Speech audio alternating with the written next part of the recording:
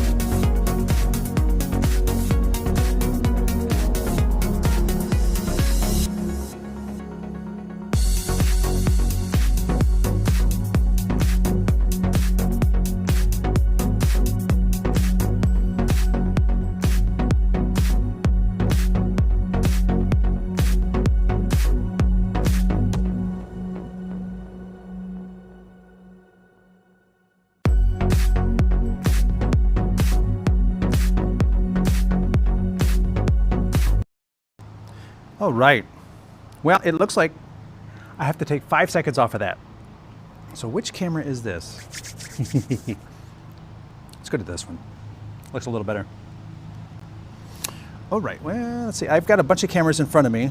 This one is... Oh, this is the tail too.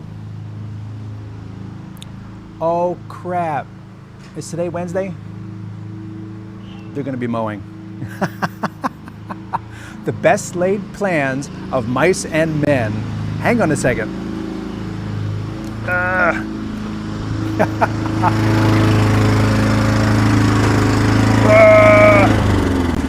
No mow. Okay. We're good here. Thank you. Okay. You cannot win. You cannot win. So, streaming outside. Funny thing. Let's see if I can adjust this camera. There we go. So, oh wow, that's a little too bright. It's a little better? I think so. So, thank you all for being here. I appreciate you tuning in. And if my sync is a little off, let me know, because I had set up the show with a wired lav because the Hollyland, I'm using the little Hollyland, I think it's the Lark 2 with the little buttons. For whatever reason, they go dead in the battery case. I did not know this. But this is one of the things that goes back to what I'm saying, test, test, and then test again.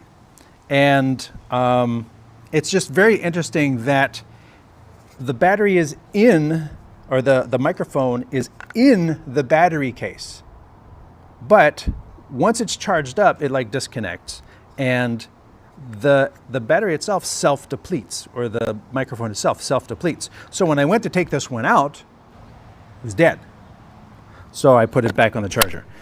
This one charged up, it actually just appeared charged during pre-show, so I am going with this one. So thank you all for hanging in with me. Now, I am on the OBSBot, so technically with the OBSBot, I have an optical zoom, and cancel out of that.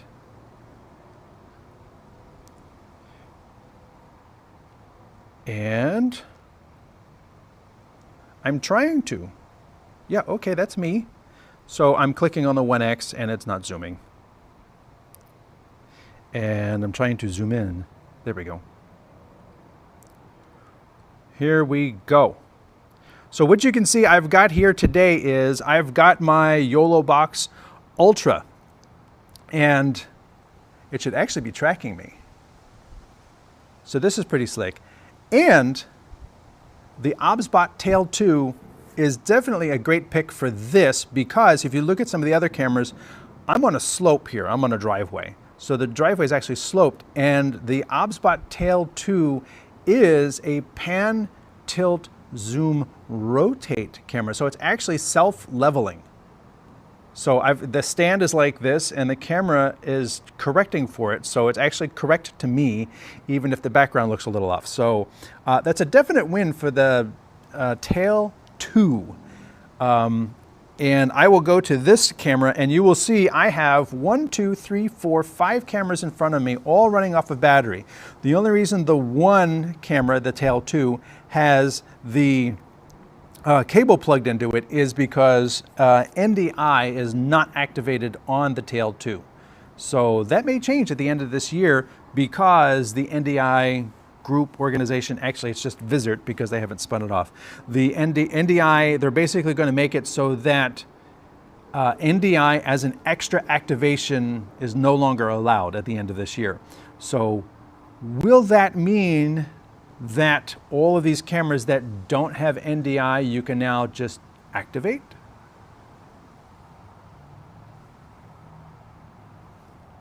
I don't know. That will be very interesting. So I want to say hello to everyone.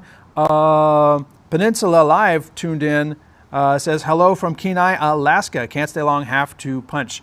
Thank you very much for being here, and hope you didn't get hit with that massive storm that went up to Alaska. That's actually been on the news down here in Texas. So hope everyone there is safe is good. Hassan lets me know that sync is good. Thank you very much. So I've got this little receiver here, and the little receiver is plugged into the line input, and I've got the microphone right here. It might be a little windy. It is a little breezy out here, so if you hear some wind noise, that's real because we're outside. Why does this thing keep insisting on tracking my hands? I don't know.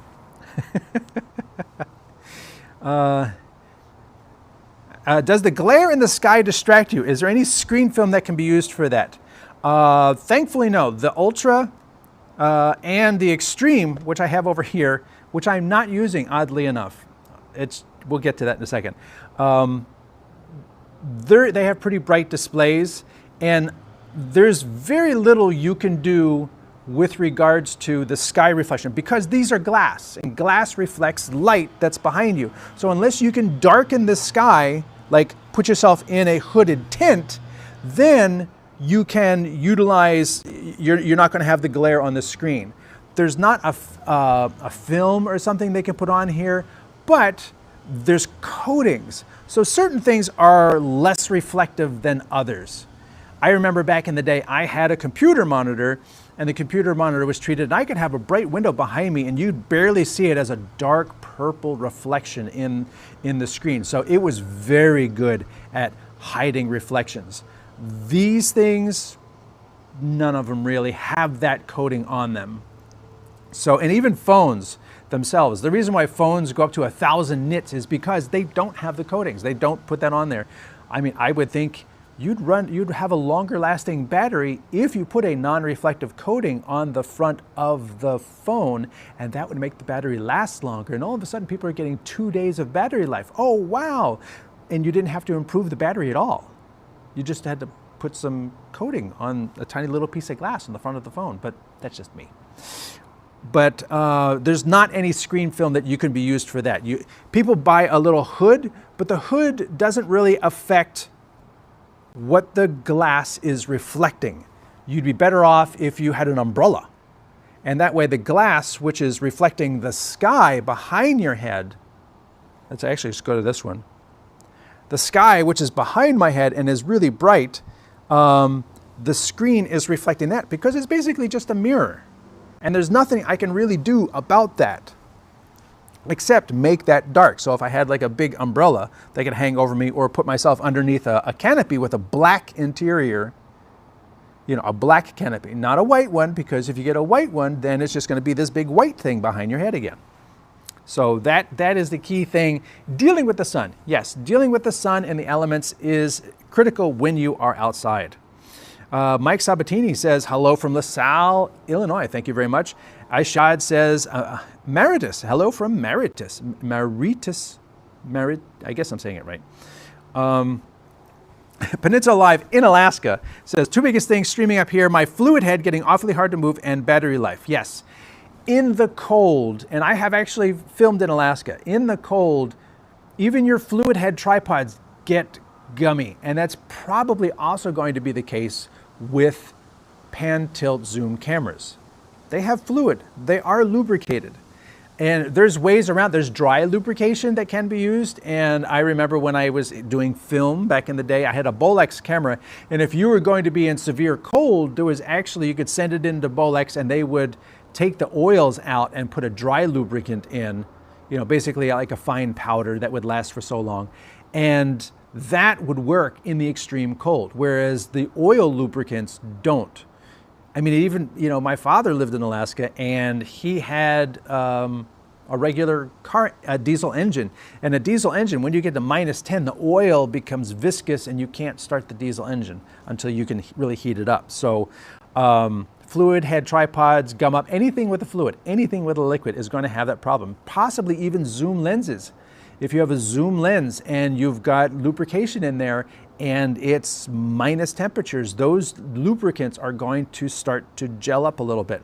And battery life, as we all know, lithium ion batteries, well, technically all batteries, the power capacity and the power delivery goes down in extreme cold, and there's not a lot you can do about that.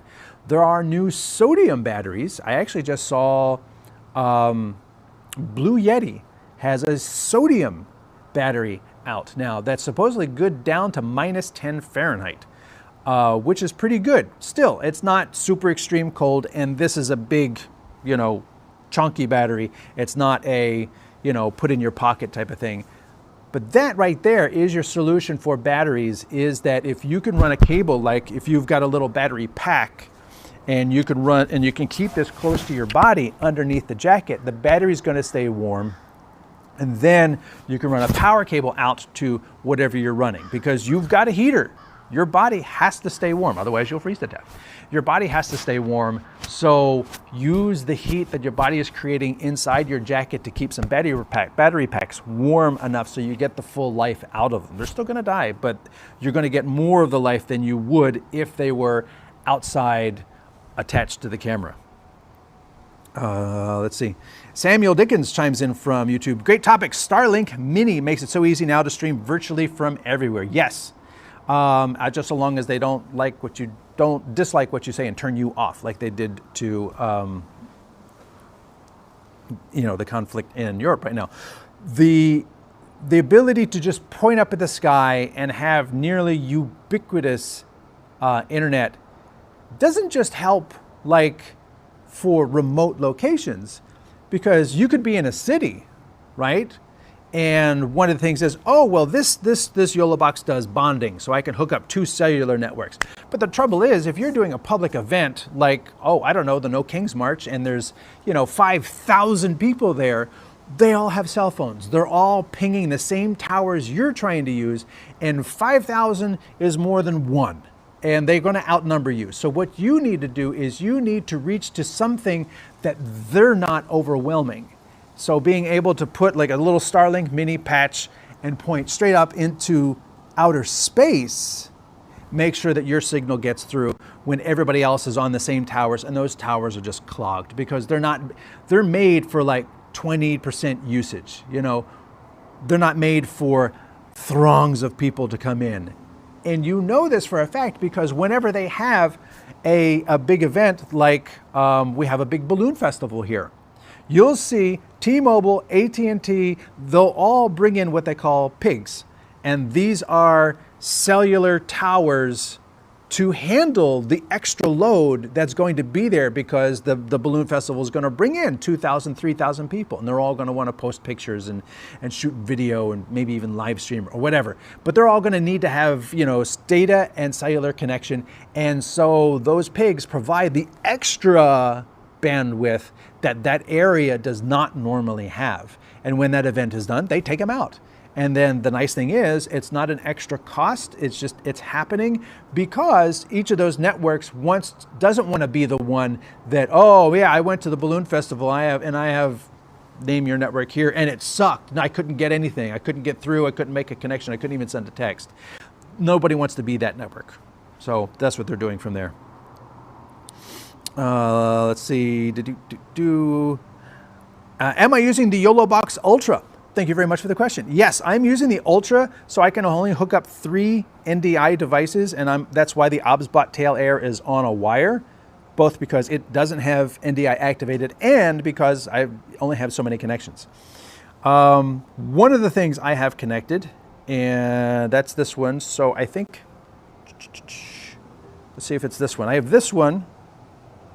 This is a Mevo Start.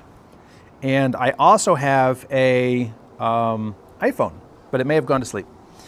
And I'm using the YOLO Box Ultra because, oddly enough, I've talked about using NDI before in various NDI videos, and I always talk about the device you're using to share all that NDI or handle that NDI has to be really, really good.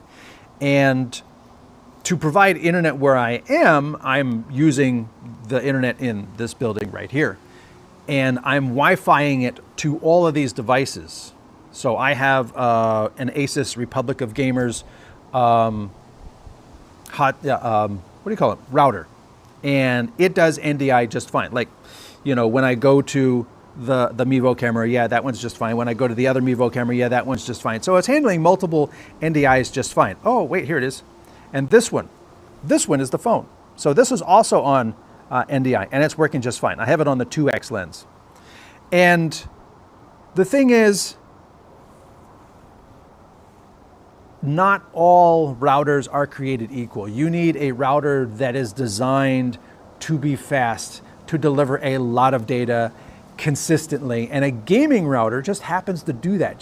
That's why people who use vMix and things like that, they use gaming laptops, because gaming laptops are built to just deliver a lot of capability, and a gaming router is also delivered to do that. This one, the one that I have, is actually a 2.5 megabit input, 2.5 gigabit input, and the backplane is designed to move a lot of data very fast.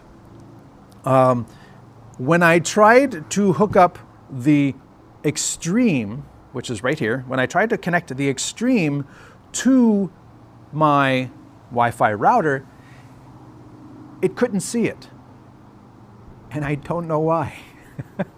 The cameras see it, this one sees it, my laptop sees it, my phone sees it, because I can control that camera from my phone, because we're both, you know, I can zoom out, I can zoom in, I can change the tracking settings, and I don't know why the Extreme sees 20 different networks, all the houses around here, because I'm in a residential neighborhood, all the houses around here, but the Extreme would not see the network that all my cameras are connected to. I don't know why. But that also goes back to my test. I had set this up with the Ultra. I had tested it with the Ultra in the studio, and then I moved everything out here. And at the last minute, I tried, hey, wait, I can get more NDI sources with the Extreme. It'll do 5 or 6, depending upon where you look. And I was like, okay, I should do that. This way I can have all my cameras connected at the same time. This would be great. And it wouldn't see the network. So no, I can only do 3 on the Ultra. Yeah, that's a good question. What is the bar you have your cameras connected to? It's actually, this bar, actually, let's go to this one. This bar right here, ooh, I'm wireless, so I can do this. This bar right here is a Neewer, it's actually for strobes. So you're supposed to put 2 strobes on here aiming in so you can have more strobes.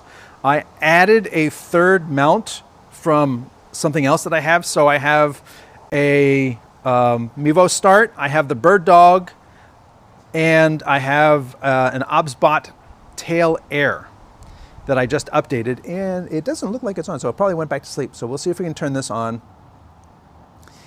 And the Bird Dog, I was having trouble connecting to the router. I can see the Bird Dog. I can tell it, this is the router I want you to connect to, but then when it's trying to use Bluetooth to tell the camera to connect to, you know, give it the information, for whatever reason, it's not finishing that cycle. So we'll try it again. We'll see what we can do. But this is part of being outside, is you're always going to encounter things that you don't necessarily ever expect to encounter. And people who do sports outside, you know this for a fact. It's like you go there and you can go to the same place over and over and over again, and then this time something doesn't work, and you don't know why. Red Carpet Media chimes in and says, Mike from Miami, good to see you. Good to see you as well. Good to hear from you as well. Thanks for watching from Miami. And John Morton is watching from England. Thank you for watching from England. I answered this one. The questions directly to the YOLO box or through a router. I love to go through a router. I don't want everything happening here, because I had a situation whereby, and this is using a different tablet. I was using Switcher Studio, and I had 5 cameras. I was doing an outdoor wedding, and I had 5 cameras. At the time, Switcher Studio just uses iPhones. And Switcher Studio, does not have, uses an iPad. And I'm not going to share the Wi-Fi from an iPad. That would be a very bad idea, because it's not designed to do that.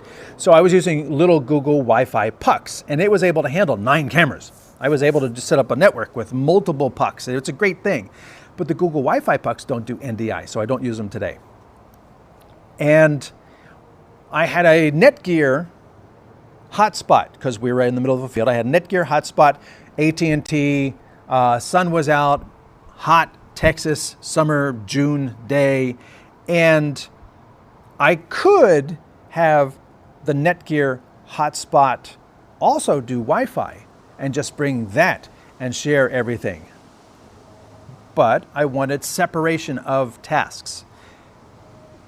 It's a balance you have to do, because on one hand you want it as simple as possible, less gear. But on the other hand, more pieces allows you more flexibility, because what happened to me was I connected all my cameras and my tablet to my iPad, all the cameras to the iPad through the Google Puck, which was under the tree in the shade. And the AT&T was out on a hill where it could see the towers a little further away. And in the sun, it overheated and turned itself off.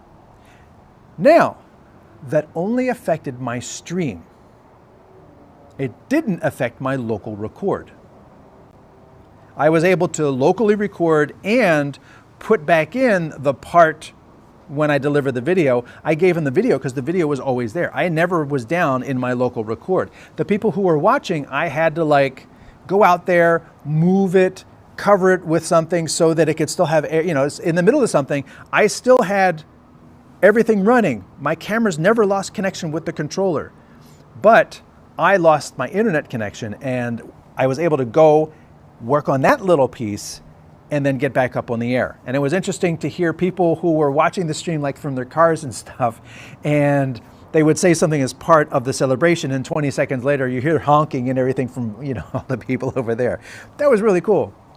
But it goes to my point where having different pieces doing different tasks allows you that flexibility where just the stream went down, not the record. Whereas if I put everything, relying on my little YOLO box, should the YOLO box have an issue, everything goes down. Whereas, if I've got recording going on my cameras and I have my stream go down, or my internet connection go down, I can still have my local connection and control my cameras here, because that is still separate from everything else, from recording and streaming. My network connection to my cameras, if I had a bunch of tablets so that I could have each different app, the OBSBot app, and then the Mevo app and the Bird Dog app controlling each of these different cameras, and I'd have them out in front of me, then those would all remain connected even if the YOLO box went down. T-Mobile just launched 3 different packages now. Is there business internet offers? Make sure you have the 5G small business plan, and that will get priority over others. Well, thank you for the information. Yeah, I I am not using my T-Mobile. I'm actually on T-Mobile. I am not using my T-Mobile for this. I'm actually using house internet. So I'm not cheating. Use what's available if you bring it. And this is what I brought. I brought my house. And that, however, is being provided wirelessly to everything here in front of me, which you can see. I've got 1, 2, 3 cameras on one stick. I've got the OBSBot Tail 2 on by itself, and then I've got the iPhone running NDI Studio Camera. So that's running over there. And all of these cameras are running NDI right now. But the way the Ultra works is that I can only get 3 NDI cameras into the Ultra at the same time. Looking for you, making sure it's you, thank you. And, excuse me, Digital Video Pro says hello from Australia. Wow, it's got to be crack of dawn early in the, no wait, is it? You're like midnight or something like that? Yeah, you're like a whole world away. Alan says, hello from Albuquerque, New Mexico. I set up a mobile live stream for Kirkland Air Fiesta for the YOLO Pro. Verizon Wi-Fi puck. We fought overheating with the puck. Had to put it in a bag of ice, but got 2 days. What I find for those pucks is you have to, let's just say this battery is a Wi-Fi hotspot. I use a Netgear that actually has an Ethernet so that I'm able to put this way up on a stand above the crowd, even away from the crowd. Like I did a funeral in a church. I did not want to rely on whatever the church's public Wi-Fi was, so I brought my Netgear puck, and I have a 100-foot Ethernet cable, and I ran it along the wall and out the door and up the steps and then out into the front yard and then up on a 15-foot light stand so that it was able to get a much louder connection to the local tower than being inside the church fighting with everybody else.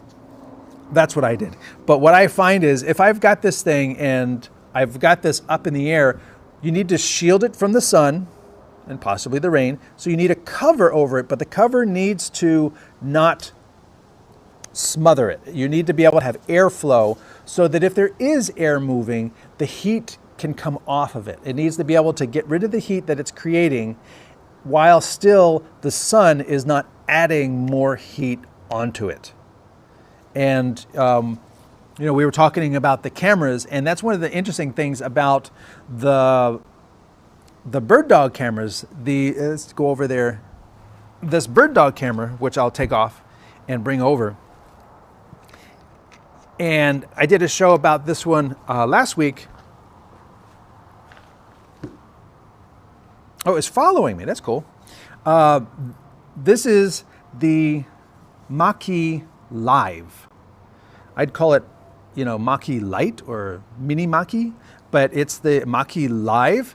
It's basically the Mevo, like if you love the Mevo and you wanted more battery life, newer Wi-Fi, and an optical zoom, that's this. What it doesn't have that the Mevo has is a dedicated audio input. You can use the USB-C. Can I zoom in some more? Probably. I got a 3x zoom, right? There we go. This is not a paid ad. They're not sponsoring this. So you've got a USB-C in, you've got an HDMI, and you've got, what is on the bottom? Oh, the SD card for internal recording. And so you can take HDMI out and you can use the USB-C for audio in. You can change how it uses the USB-C port, but you can't both externally power and you bring external audio in because there's only one USB-C port. It does have 2 microphones in the front, not on top, in the front, so the microphones are pointing at the same thing the camera's pointing at, which is nice.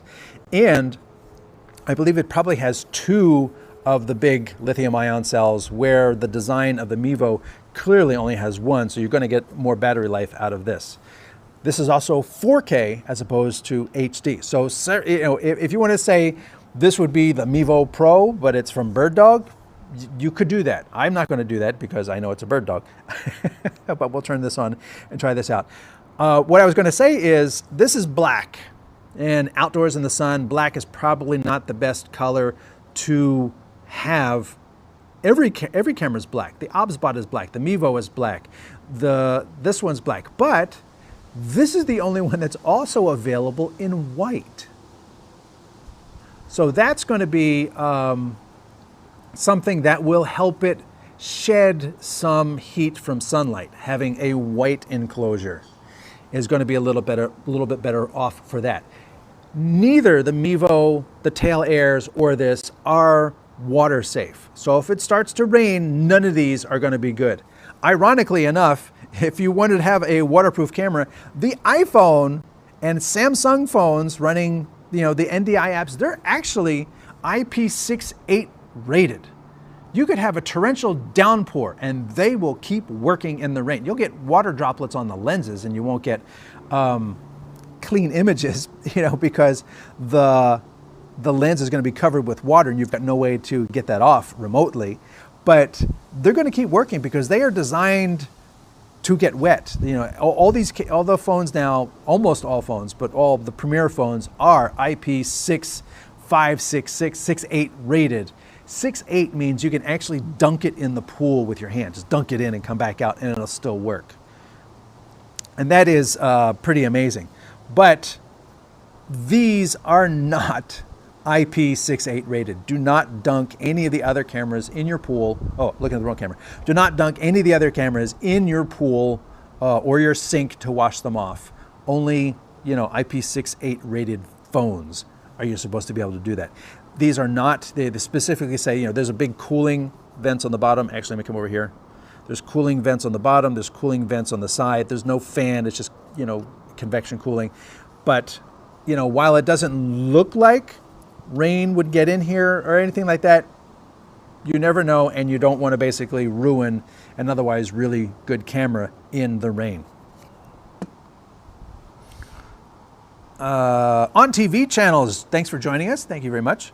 With lots of content creators currently raving about the YOLO Extreme for sports, I'm still convinced that it really is the right tool against our current ATEM Extreme ISO 8RU rack unit. Different tools. I mean, one of the key reasons the YOLOs, and I'm using a YOLO for today's show, just to be upfront. Let's go to this one. This is the Mevo. This is here that I did not color correct because I tested it inside and I set the white balance for inside. Test, test, test. Anyway, you can see this is my Ultra. I've got my headphones plugged in. I've got my wireless mic plugged in. I've got the Tail 2 plugged in, and I've got a laptop plugged in. So I'm completely wireless here. I've got no power coming in. And for people who are trying to do sports on the sideline, having something that has the built-in battery, that's a plus. That can do instant replay in the box, that's a plus.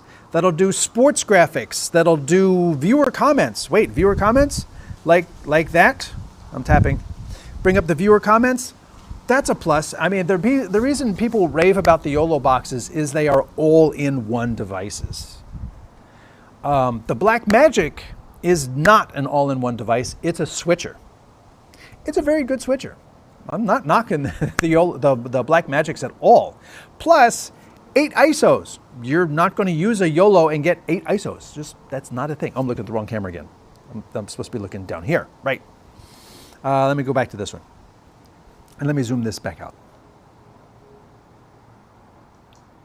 Oh, it even tilted down. Very cool. So, and if I had my druthers, knowing that I'd be in such dappled light, I would go in and turn on the high dynamic range if I could. It keeps going between green. Is it tracking me now? No, it's not tracking me now. Green. Wait, if I do this, there we go. I normally turn off hand signals. I have not gotten around to doing that. So this one is going to track me. And then when I do this, it's going to blink a couple times. And then it's not going to track me. I actually personally like it if it doesn't track me, but it keeps looking at my hands and saying, oh, you wanted me to do this. No, I didn't. But yeah, it's different tools for different folks. You know, the YOLOBox Extreme can do a lot. Yes, you can bring in 8 cameras. Some of them can be 4K. If they're all HD, you're still not going to do 8 ISOs, as far as I know, in addition to program. Whereas the Blackmagic, it's going to have no, that's what it's designed to do. But at the same time, with your Blackmagic, you're going to also need something else to do the sports, the scoreboard. You're going to need something else to do replay. You're going to need something else, you know, you're going to need all these something elses. And the reason why people like these boxes, and the reason why I'm using one now, is because it did my pre-show with music. It'll video playback. It'll do picture-in-picture. You know, like when I want to do this. Hello, the picture-in-pictures, you know, yes, you can do that on the Blackmagic too. Yes, I know. But it's doing all of that. I can build them very easily on the fly here. You know, so if I wanted to show you, oh, you went to sleep. You were just awake. I'm going to show up my face again. Yes, it's me. Looking for you. I'm right here. Still looking for me. Nope, can't find me. Okay, now it found me. So I can, once that comes back over here, maybe it didn't like this. I moved it. I can build on the fly. Once I can get my computer back up, I can say, you know what, I want a side-by-side. I want, let's go back. Did it come back? There it is.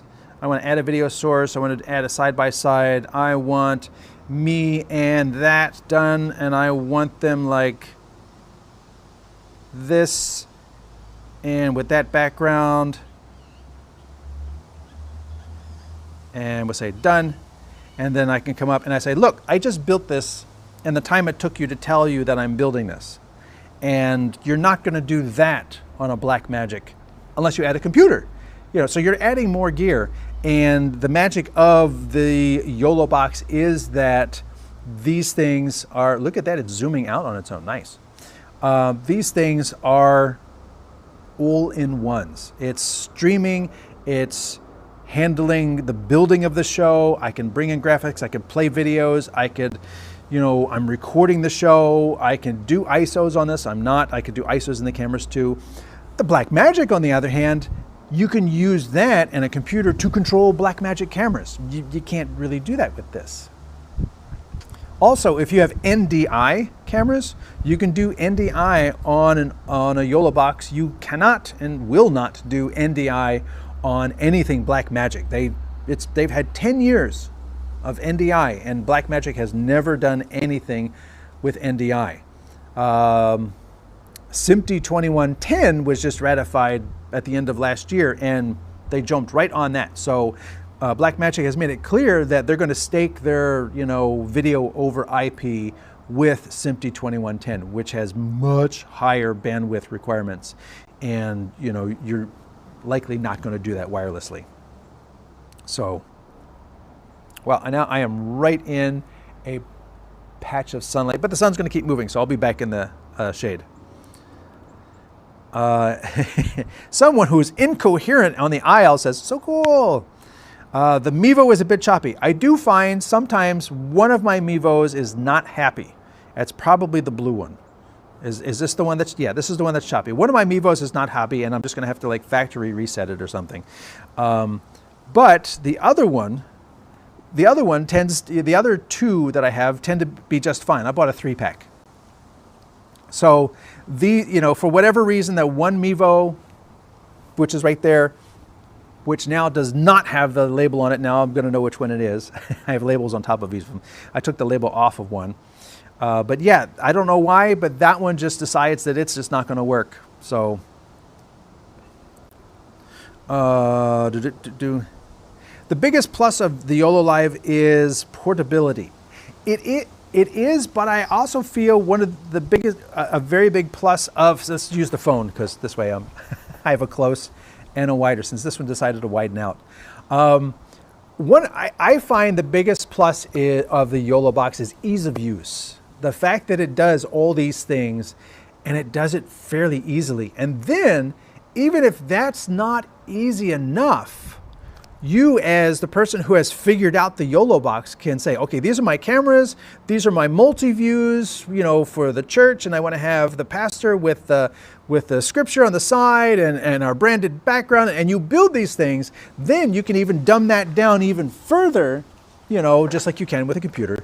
But you can dumb that down even further with their control surface, the YOLO box, the YOLO deck, and make just those scenes so that when you have volunteers who have never seen the hardware before, you can tell them, this is scene 1, this is when he does the sermon, this is when the band plays, and this is our end of show.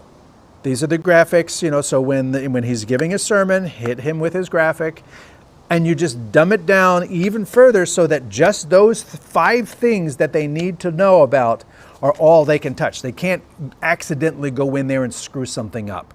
Oh, I accidentally stopped the record. No, you go over there, you start to record, you start the stream, and then the volunteer is doing the hour-long service. They're hitting all the buttons and everything like that. And, ease of use is a great asset when you don't have the expert video people taking care of everything. And the fact that it's all in one device so that you don't have to, okay, and over here you have to do this, and over there you have to do that, and then come over here, and da-da-da-da-da-da. It's all in the one device. And you can, to an extent, have computers and OBS and cameras and everything, and you could, use an Elgato version and Companion and make it so like, okay, start the stream, start the records, do this, and you could do all that too. But for traveling light, or as Hassan says, mobility, because this is a lot easier to take with me than a table or a room full of gear that I'm going to have to set up and connect and build and make sure everything is all connected correctly every time I do it. It's all in here, and you see I got 2 cameras I got 1 camera, and I've got my laptop, and with my laptop I can say, hey, be sure to check out, I'm reversed, be sure to check out my StreamTek channel. If you're watching on Facebook or Twitch, subscribe, give me a like, find something that you like on this channel and share it on your social media, because that would be great. And then also, I could tap over here. If you haven't already, you could follow my writings in streamingmedia.com. So I write for Streaming Media, and right down there, the first thing you could see is the review of the YOLO Box Extreme. So I got the YOLO Box Extreme, there's Magewell Director Mini, and there's even an article, all-in-one tablet live streaming devices. I cover like 7 of them. Did you know that there were 7 of them? There's not really, but I cover 7 of them. You can find that article at streamingmedia.com and just search for Barokist, because that's me. And lastly, if you needed any consulting, you can go to streamtek.us and click on the Contact Us page and send me an email that way. And the sun has moved, so I'm good. I can zoom this back in.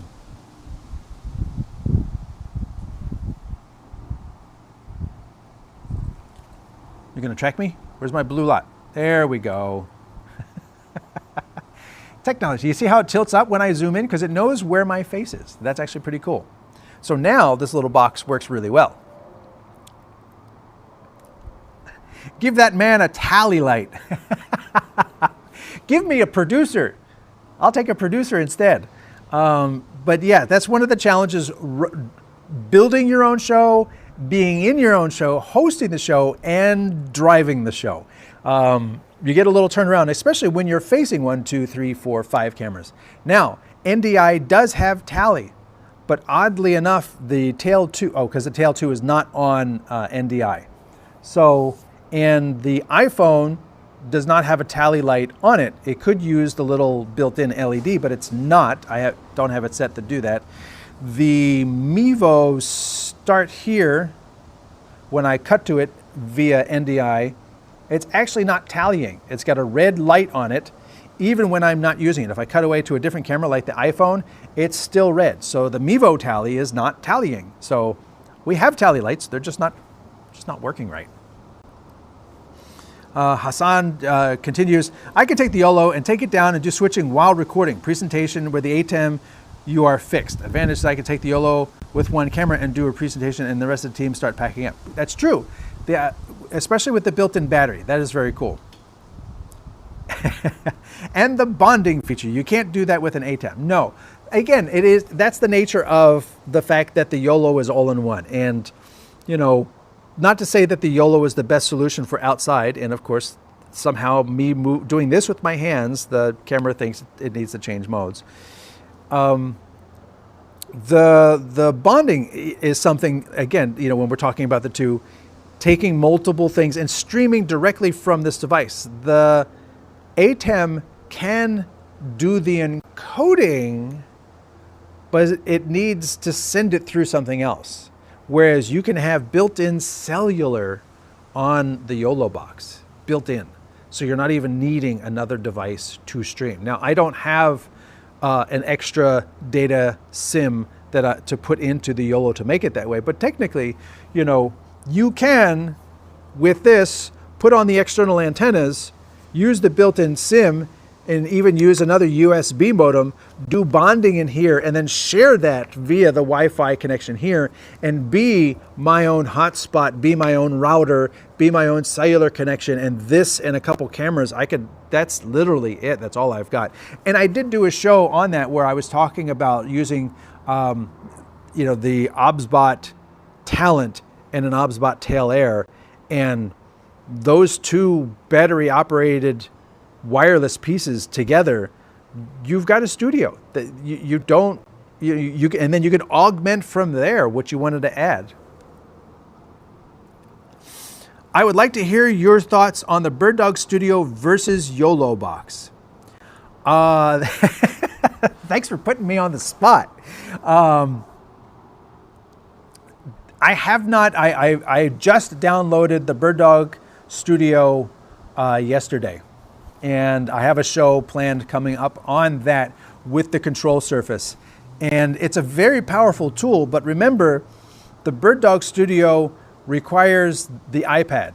So you still have the iPad. And while the iPads with USB-C can bring in multiple UVC cameras, the software is primarily designed around NDI, and it's going to handle more, especially depending on like later iPads, it's going to handle more NDI sources than the YOLO box. I think the software is a very different workflow, and I have not fully wrapped my mind around it to be comfortable doing a show on it. So I wanted to do that first. You know, you might not realize that, you know, if I do a show on a product, I spend countless hours doing using the product and pushing it and trying to do different things and stress testing and things like that. And that's all happening outside of the show. So that when I do the show, I'm not like, ooh, what does this do? Oh, what does this do? Sometimes I do that, but for the most part, I like to be able to show you, and this is where you'll find this, and this is where you'll find that, and this is where you'll find this, and this is one of the caveats, and this is one of the drawbacks, and things like that. One of those drawbacks, as we were talking about, is the BirdDog Studio comes with a control surface. That's cool, but the control surface is powered via USB. So can you power it from the iPad? I don't know yet. Haven't tested that. So the control surface is a requirement to use the software because it's a companion piece. It's not just software that you use on an iPad without the control surface, and then you use a bunch of NDI sources like I'm using here. You need to use that. So it's not going to be as portable as a YOLO box without the control surface. I can do everything on the screen. And technically you can do everything on the screen of the studio, of the BirdDog Studio. You can, because the software is designed on a big, iPad Pro touchscreen. You can hit all those buttons and do all those things there too. But it's meant to work with the control surface. So it's actually going to, I did a show with BirdDog, and we talked, it was just last week actually. So if you go to the BirdDog YouTube channel, the last live show, we did a show on the studio, and you can download the software, you can play around with it, you can put one source through it, but when you start trying to do more, it's going to say, okay, now connect your control surface. And the control surface is required. So if you want to have 8 sources, you're going to have 2 pieces of hardware. Whereas I can do all that with this and be able to just use the touch screen without a control surface. So if I wanted to do this on top of a camera or a camcorder on the sideline of a show and just be able to okay, let me change the scoreboard and let me do this, I could have this one, or even the YOLO Box Mini, which is fits in your pocket. Put that on top of my camera. I've got my one input, I'm doing my scoreboard, and then I can have a webcam as my camera too, a wide shot, maybe just looking at the audience on the sidelines and stuff like that. I can switch between those 2 cameras. I can do my scoreboard. I can do cellular bonding with, my cell phone and the SIM card inside of the YOLO box. I can do all that in that little YOLO box. So there is great convenience there. Replay using Live Resolve Instant Replay with ISO recordings. Is not something I've done, so I can't speak to that.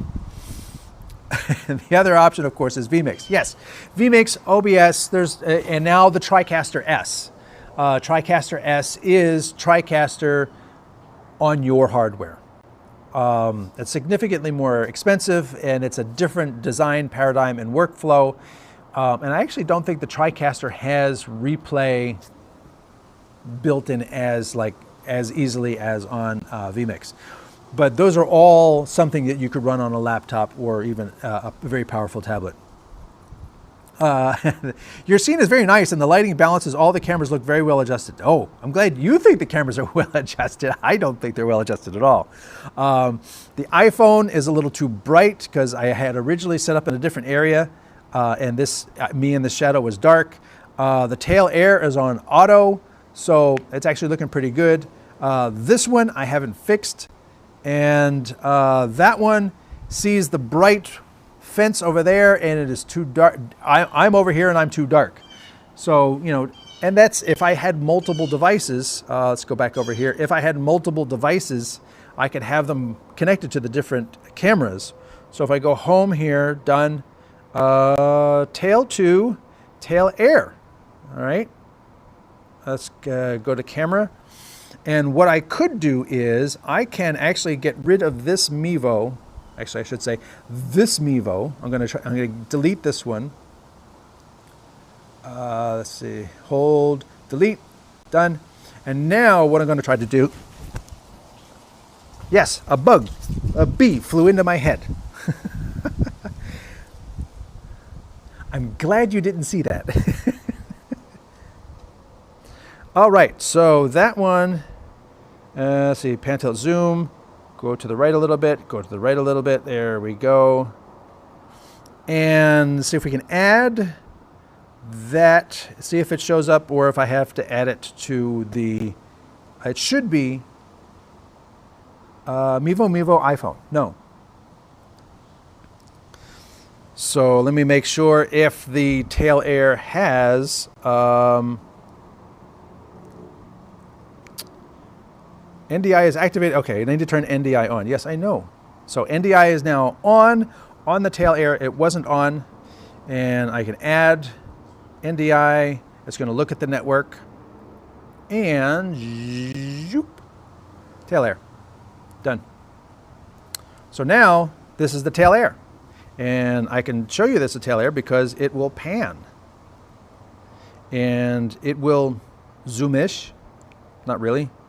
I can come over here to the settings and say, do the compensation,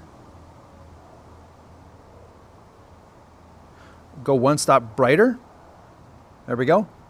So now I've got my tail air versus my tail 2, and we're streaming in HD, so you may actually be able to tell, ooh, let's do it side by side.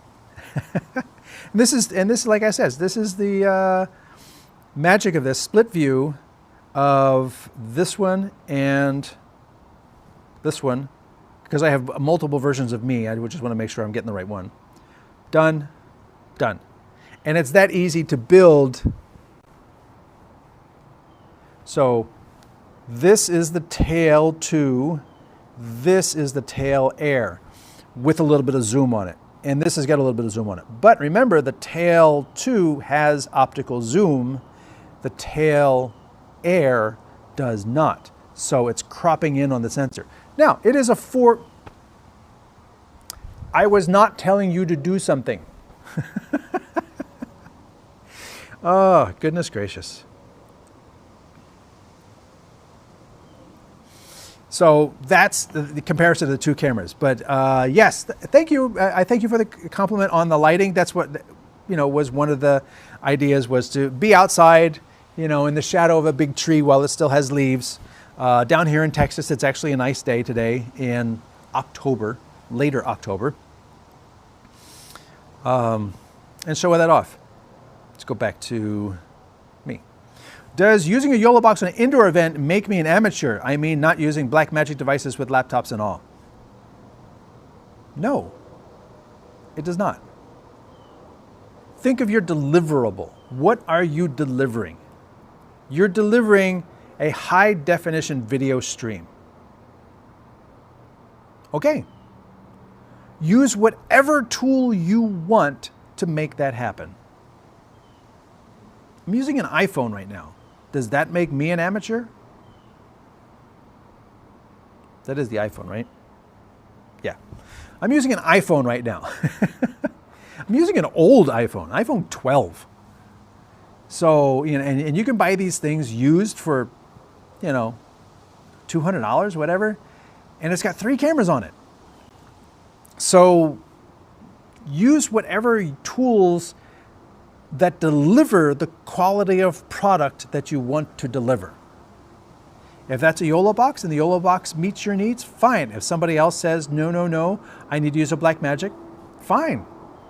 You do you, let them do them, and you deliver what you want. And moreover, delivering what the client wants. If the client wants a vertical stream with GoPros, deliver a vertical stream with GoPros. And whether you use the Ultra to do that because it can do a vertical mode, or whether you use, what's the other with the OBSBot Talent, because that has a vertical mode, it doesn't matter if you use OBS to do it. Use whatever delivers what the client wants. And if they're going to pay you for it, have fun. So, does using a YOLO box on an indoor event make you an amateur? No. Nothing makes you an amateur. No tools make you an amateur. Your own mentality may make you feel unqualified based on the tools you use. But I will say, after having been in the streaming business for 20 years, I will say that I've been on enough productions where things went sideways and we janked together some of the weirdest stuff to make it happen. That's actually professional. I did an event where it was this big political roundtable with college students from a bunch of different colleges, debate teams and stuff like that. And they had 3, DSLR things and stuff like that. And then the guy's like, oh, we don't have anything for a wide shot of the whole room. Can we use my GoPro? Sure. It's not going to look like the DSLRs, but whatever. And I was using a TriCaster at the time, and we took the GoPro and clamped it to a door jamb and aimed it down into the pit, where everybody was having the discussion. And I brought it in and I said, okay, the black levels are too high and it's too washed out. And I added more contrast and changed color, shifted the color and everything like that. And kind of got it close so that when I switched to it, it wasn't like, oh, what's that? But it delivered what the client wanted. It gave them the wide shot of the whole room that they wanted. So when there was applause or lots of laughter, they wanted to cut to a wide shot. And they didn't think of that in pre-planning. They got these 3 nice, on-shoulder cameras and cameramen running around, one on the, the moderator and 2 others on the, kids raising their hands and stuff like that. That was great. But I don't know why he didn't think of that. I was hired just to do TriCaster. I brought my own TriCaster stuff. I was not hired to bring cameras. They had that all figured out. And at the last minute, they were like, we need a wide shot. And this is all we got. And we put it together. You're facing 5 cameras? Yes, I am. Well, that is one of the cameras over there. So there's 4 other cameras. Oh, 5, 6. So at one point I was facing 6 cameras. So this was out there. So I'm facing 5. And then that was the camera behind the cameras to show the cameras was 6. Yes. We gotta answer the thing. Yes, you can power the control surface from the iPad. So that is very cool. You can use, thank you very much for that, Freddie. You can power the iPad if you have, or you can power the Blackmagic Studio control surface via USB-C from the iPad if you have an iPad that has USB-C. Interestingly enough, last week I downloaded the app to my USB-C iPad and I was having trouble getting it to work. So I dug out an old iPad that has Lightning. I dug out an old iPad Pro that has Lightning and it runs fine. But I have a Lightning port, so I can't power the control surface. So I need an external battery like this one to power the control surface. All it needs is power, and they opted not to put batteries in there because then it's a whole shipping thing with lithium-ion batteries, and then is it charged, is it not charged? Is the internal battery going to go bad after a couple years? Because they all do. And just using an external battery is probably the best, safest long-term solution for that. So, hey, Freddie, thank you very much for chiming in with the information. I love viewers who, are part of the show. This is a test. This is a test of the emergency warning system. This is only a test. Oh, they're not going to really test the sirens, are they? If you see me cover my ears for the next 30 seconds, that's why. I hope they don't test the actual sirens. For those around the world, I live in Texas, and Texas has tornadoes. Tornadoes that can kill people and can come spontaneously. And so they have an entire network of towers with sirens that are insanely loud if you are outside. And they test them every single week.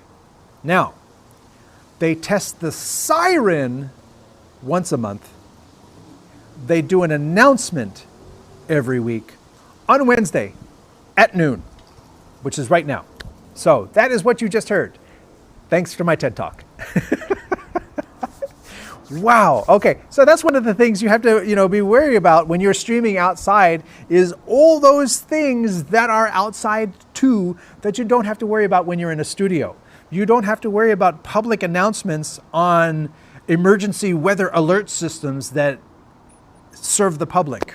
And, but if you're outside like me on a Wednesday at noon, you do.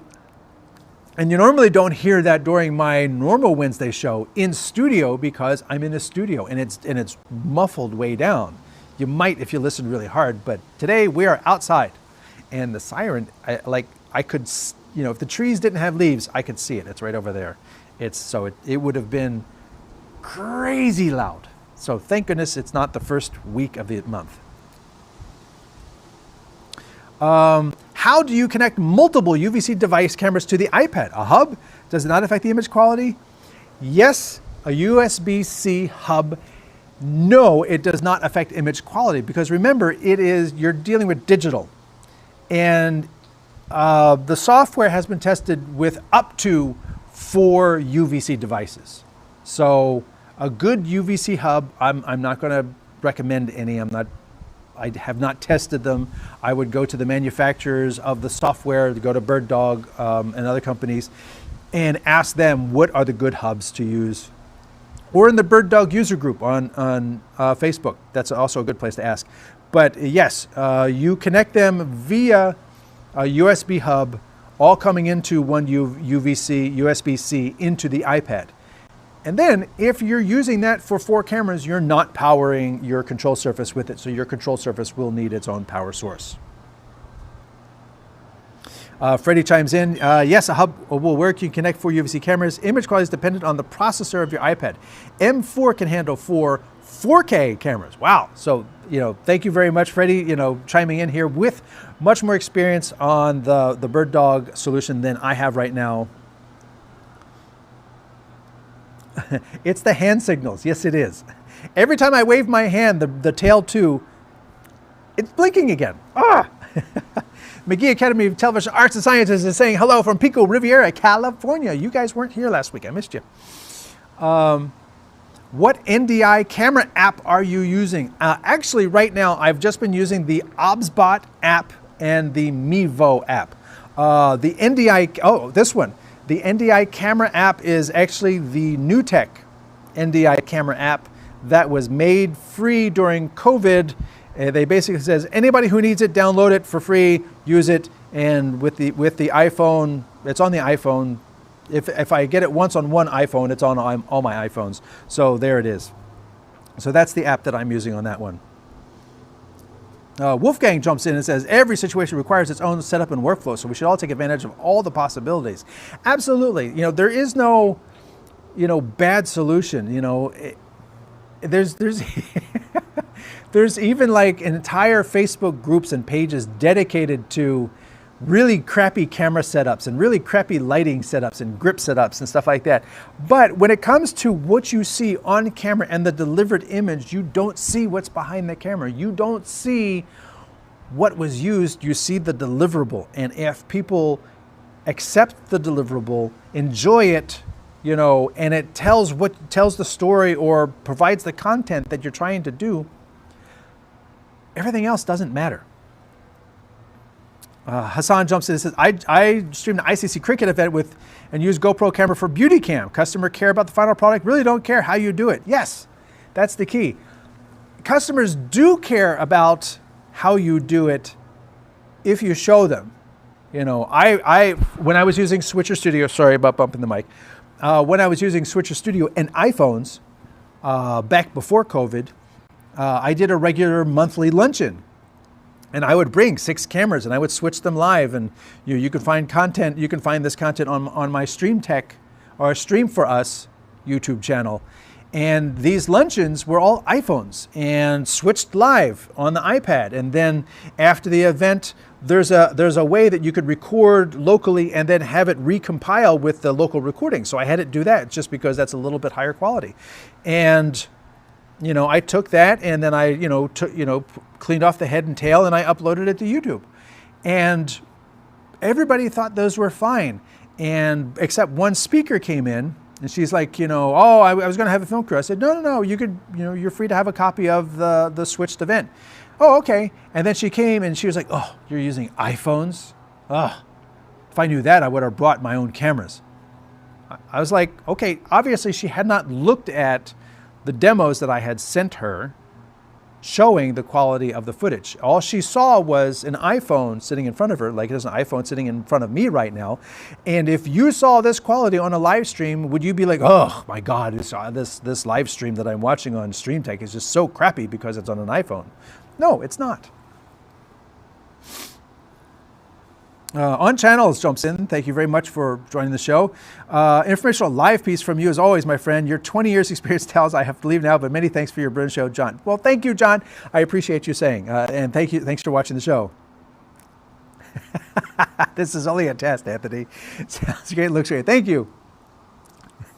First the lawn guy, and now the test. Let me swing by with ice cream truck. Please do. If you swing by with an ice cream truck, I will buy your ice cream. Got to love live shows. Yes, and that's you know, I did one of these last year. You know, outside, same sort of setting and everything. And that's, you know, it's one of the things you have to keep pushing yourself. You know, I haven't done a show out here in a while. And yes, I did not fully configure the OBSBot Tail 2 because that has come in since I did the last show. And, you know, the microphones weren't properly charged up, you know, and say, well, now it's charged. Thanks. And for whatever reason, my Restream refuses to see my Asus ROG Wi-Fi router. I don't know why. But that is, you know, part of the nature is you have to push yourself out of the studio, push yourself beyond where you normally are so you can see where those limits are. And I can see I've got certain things to iron out. I don't know why my Restream just won't see my router. That's just very weird. It sees 20 other routers, but it won't see the one that's sitting right there. Whereas this, you know, the Ultra sees it, my iPad sees it, all these cameras see it. I'm streaming through it right now from the iPhone. So I don't know what the deal is. Actually, that iPhone does look pretty good. Let me know which camera do you like best? I'm going to go back into the OBSBot Tail and zoom it back in. I'm using the OBSBot app over here. And I am going to go into position control. That's this one. And I'm going to zoom back in. I don't know what hand command is telling it. Oh, I got to give it this command so it'll track me, right? There we go. And that looks really good too. So here's a question. If you had to choose, this will be an audience poll for whoever's left. I'm not on Restream, so I don't have LinkedIn and I don't have a count as how many are watching, which Restream gives me, which is really cool. I wish the YOLO box gave that, but it doesn't. I'm going to build a new side-by-side with split view with the iPhone, which is this one, and the tail, which is that one. And I have to point at them so I can see them better. Done. And I can't zoom out. That's the iPhone is on. Oh, wait, let's do this. The iPhone is on a 2x, so I assume it's on the main lens, but zoomed in. And the Tail 2, I'll zoom in to about the same zoom. There we go. It's kind of about the same. And which one do you like? The OBSBot is doing its own white balance. Actually, they're both kind of doing their own white balance. I didn't set anything. I don't know. I'm going to look at it larger. I don't know. I like the color. Although, you know, you can get the color on the Tail Air. I'm looking at it full screen on my monitor here. Timing seems about the same. I like the sharpness a little better on the OBSBot. The sharpness, I feel the sharpness in the shirt looks a little better. The shirt looks a little crisper. But that's what I see on my monitor. But then look at what the iPhone is doing with the background. The iPhone is giving me a high dynamic range image. The background is not blowing out. That's pretty cool. And my face is nice and light, and my shirt is not dark. I've got illuminance to my shirt. I would actually like the shirt a little darker because the shirt is a little darker. Whereas the contrast on the Tail 2, the fence is blown out and my shirt is darker and has, you know, more color to it. But very interesting, especially the fence, Just look at how the iPhone is able to like grab that fence, which is totally blown out, and just bring it down so it actually still kind of looks like fence. Looks like washed out fence, but it looks like fence. That's pretty cool. Joe Dexter chimes in and says, Tail 2, more crisp, better color. Yeah, the Tail 2 has more color because it's not doing the HDR thing. Video Call Services says, my main rig is 3 Tail 2s and a Director 1. Nice. All my clients are very happy. I shoot at 1080 and record in camera at 4K. Awesome. You know, you know, when clients are happy, let me get off this like dual mode. That's a little creepy. When clients are happy, that's really all we can ask for. The Director 1 doesn't do 4K, but you could do, let me ask you, video call service, let me tap it again, video call services, would an Ultra or an Extreme be in your future because they will do 4K? So you could be switching 4K all the way through because you're already recording in camera at 4K and you have those 4K. So 4K is valuable to you. I'm curious, though, the stream is at 1080, but would you like to produce the whole thing at 4K in the box? That's something to think about. Tail 2 is an absolutely good live stream camera with all its possibilities. Yes, I do love the Tail 2. And let me say again, the fact that it's actually correcting for the tilt that everything is on. Like I showed with the side view, I'm on a driveway and this driveway is sloped downward a little bit. So everything is kind of like leaning this way, and the Tail 2 has corrected that. So I can actually see in there, the lens has like rotated a little bit because you have that rotation in the Tail 2. Try turning HDR on. I could do that.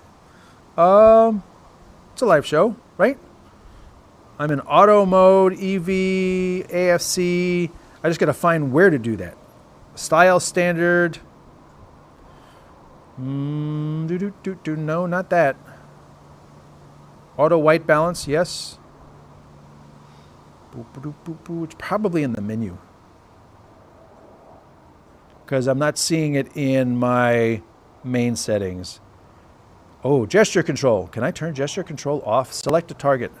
Don't record. Don't zoom. Oh yeah, turn that one off. Since I'm in here. Night view mode, autofocus, face auto exposure, roll access, fine adjustment. SD card segmentation. I don't see it. And I don't see where HDR mode is. Just very quickly, I didn't want to like belabor the point. Video call services answers the question. I'm considering the Extreme, and that's something that I figured may be worthwhile because it's nice being able to have produce the whole thing, not just acquire in 4K with the cameras and then have to conform that later. If you don't conform it later and you're just recording 4K in the cameras as a backup, then you're fine how you are because your production's in HD and your stream is in HD and your master is in HD. But if you actually go back to those 4K and reconform it so that you have a 4K master, then moving to a device that can live switch in 4K and still give you the portability that you're used to in terms of bringing in those tails and live switching them and everything, that would definitely be a workflow upgrade, I feel, by making, and you've got 3 devices. And as far as I know, the Ultra would also do 3 4K devices, boom, boom, boom, because it's got 4 inputs here and it's a 4K device. So I'm curious if you switch them via NDI or whether you switch them via cable, because there's only 2 cable inputs, but you can bring in 3 NDIs, and that might be, you'll definitely be able to do 3 4K NDIs, I'm pretty sure, in the Extreme. I can actually fire that up and see. I'll do that now. He says, where you adjust the ISO, etc., HDR button is at the bottom. I'm looking at the bottom. I don't see it.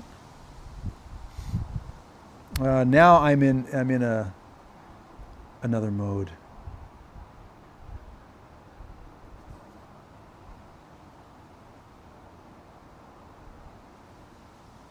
And I don't have my glasses on, so I can't read the itty bitty text on my tiny little phone.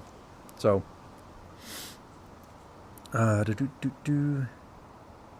Yes, the tail too. So what I'm going to do is I'm going to go into live stream here, live streaming, enter. Oh, I can resume that show.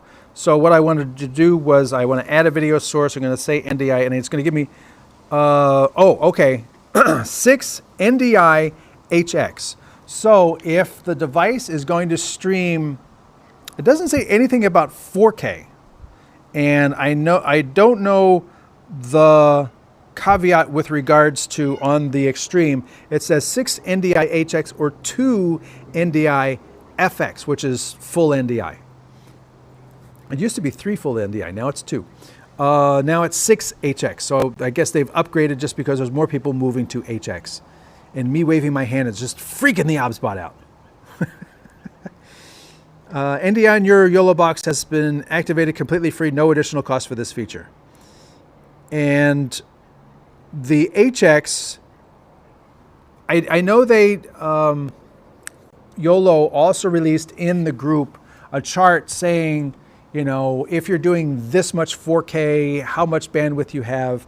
And if you still wanted to have those ISOs, you would do the ISOs in the cameras, not in the YOLO. I would just use the YOLO for switching it and for streaming it. I would not also ask the YOLO to do 4K ISOs at that point too.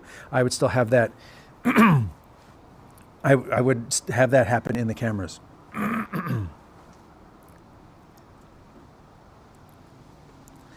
Do you have any insider tips regarding what's coming in the YOLO Box Pro big update?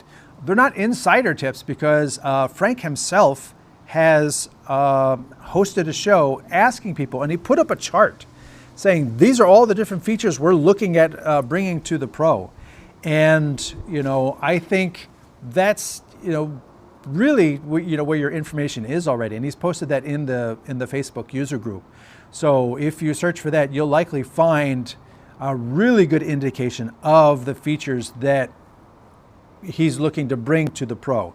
I know they have an active beta going now. They just asked for more people to, you know, really test it and make sure that it's going to deliver without screwing other things up. And that's always the thing. It's like Windows just, you know, released 2 updates that screwed other things up. And including one of the things that the Windows update screwed up was the restore function that you would use to get you out of the screwed up update. So you can't even go back because the update screwed up the ability to go back. So it's not just YOLO that has to worry about this. It's all kinds of companies. Oh, you know what I wanted to check? Okay. I was curious if my audio was in both channels or one channel, because I'm only coming in one of the channels into the Hollyland. So this is the little Hollyland button microphone that I'm using today. So they provided that, and we did a show on that on the YouTube channel, so you can go check that out as well. Very cool. But as I learned today, you know, for those who came late, I was not able to use the one that's actually branded with my logo on it, because the microphone went dead in the battery case, which just seems really weird to me. Like, if you're in the battery case and the battery in the microphone goes dead, just charge yourself back up because you're in the battery case. But it wasn't until I took it out and took it back in, it was like, oh, I need to charge. Yeah, you do, because you were dead. But thankfully, this one charged up right before the show. I looked over, said it was charged. I threw it on. Yay. So I think we've covered all the topics, you know, with regards to, you know, doing shows outside. You know, it's being aware of the environment. You know, you're going to be amongst other people and crowds, so you have to be able to ensure that you have reliable internet connections if you're going to stream. If you're not going to stream, that's a non-issue. You're just going to connect. One of the things that I always say is never, ever rely on the venue Wi-Fi. Never, ever shall I rely on the venue Wi-Fi. And that's because you wouldn't take your cameras to a venue and ask them for HDMI cables. Oh, do you have HDMI cables that I could use to connect my cameras? No, you're not going to do that.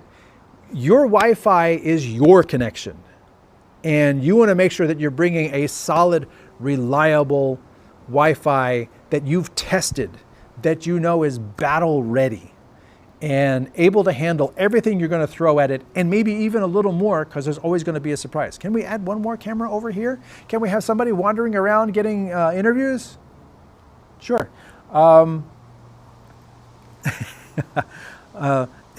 That's a good one. The mower guy be how much longer? No, I actually told him no mow. I sent them away. Don't mow back here, because it really doesn't need it. It's fall. It's late October. Do you really need to mow my backyard? No, you don't. And so bring your own Wi-Fi. Bring your own internet. Don't expect, if the venue can give you a wired connection, that's good, but often it's not, you're not guaranteed a certain quality of service, QoS.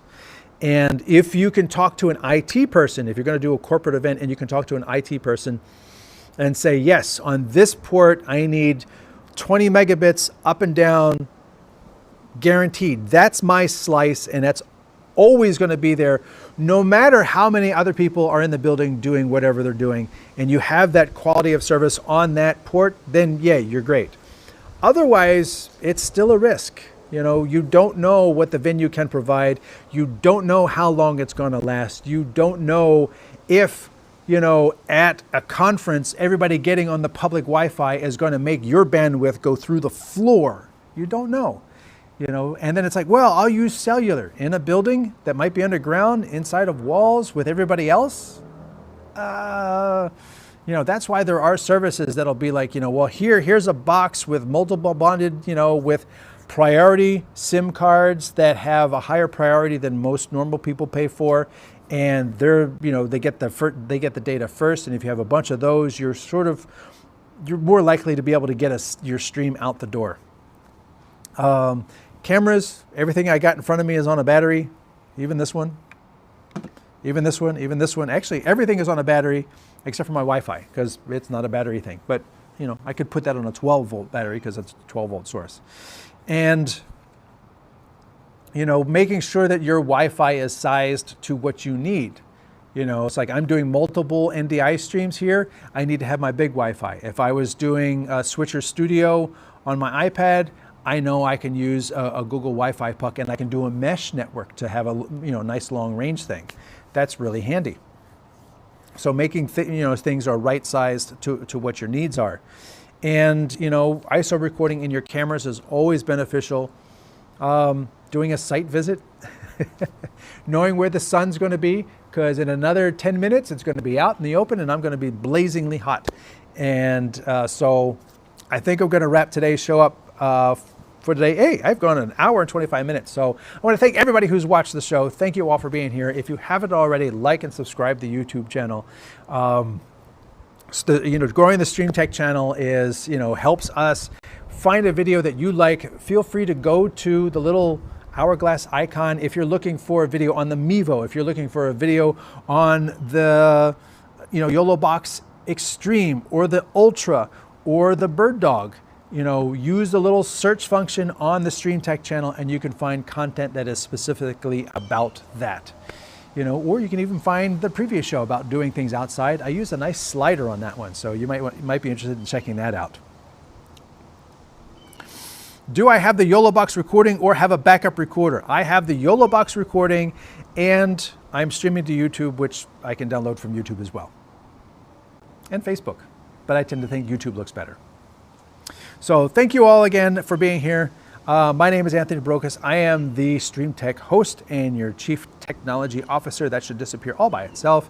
You can find us at Stream Technology on YouTube.